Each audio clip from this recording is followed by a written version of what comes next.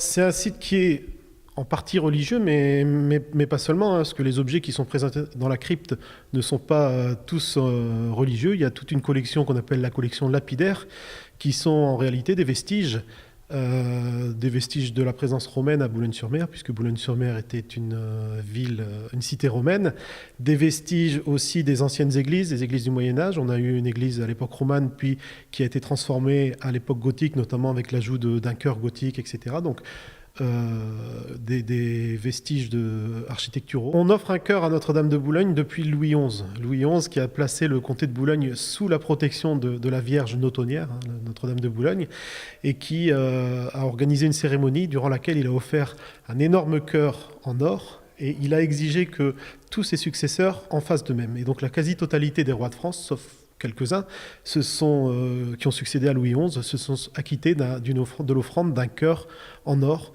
de plusieurs kilos. Le dernier grand pèlerinage à Notre-Dame de Boulogne, donc le grand congrès marial, a eu lieu en 1938, et c'est une des dernières occasions pour laquelle on a offert en masse des chœurs à Notre-Dame de Boulogne.